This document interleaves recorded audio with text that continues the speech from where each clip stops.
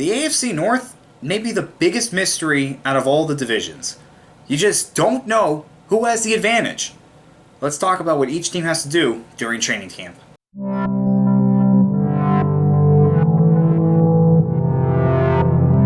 Alright guys, we're going to start off with the Baltimore Ravens, and the first question for me is, what is going to happen with this linebacking core? In free agency, they lost Zadarius Smith, Terrell Suggs, CJ Mosley, three guys that were key components in that linebacking core.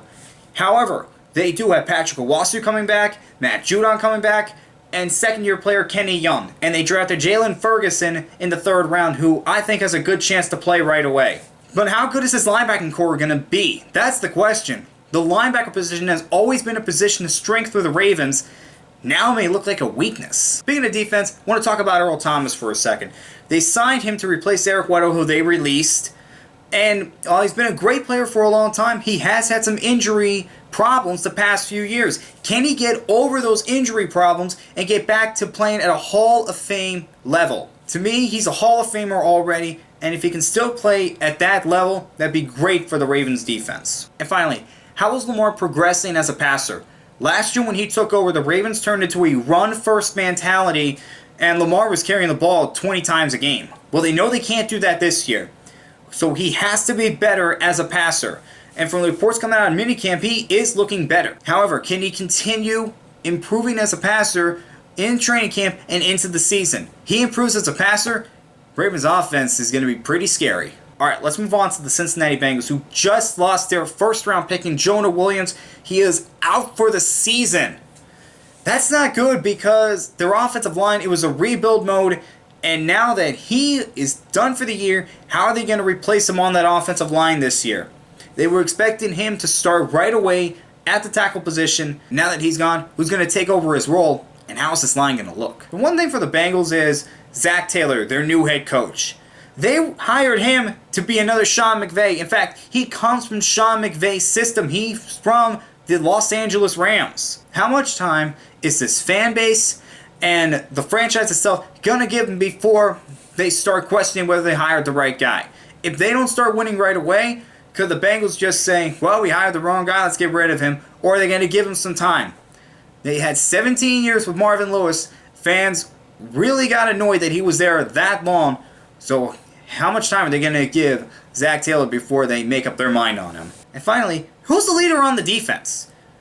Who's going to take command and take control of this defense and lead them to where they need to be a good football team?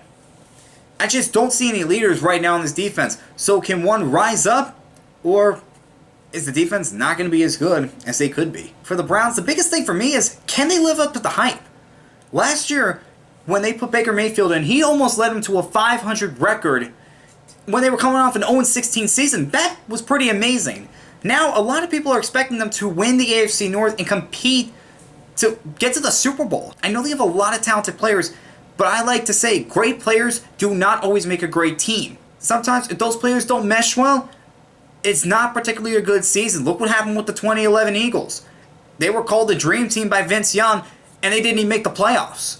So can the Browns handle the hype and play some good football? Now, one of the players that they got during the offseason, Odell Beckham, is he going to be a good teammate, or is he going to be a distraction? Odell, when he was with the Giants, he was a great player, yes, but there were times when he was a distraction, when he just did things that took away from what he is, which is a great wide receiver. Can he control his temper? Can he control his emotions enough to where the Browns can be one of the best teams in the league? Finally, Freddie Kitchens is now their head coach.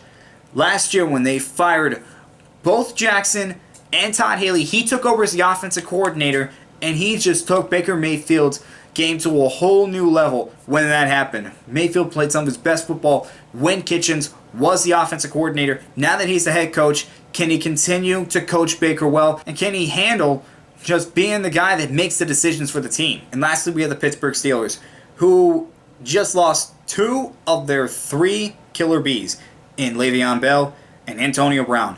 And Roethlisberger is the only one remaining. So how is this offense going to be now that Brown and Bell are gone?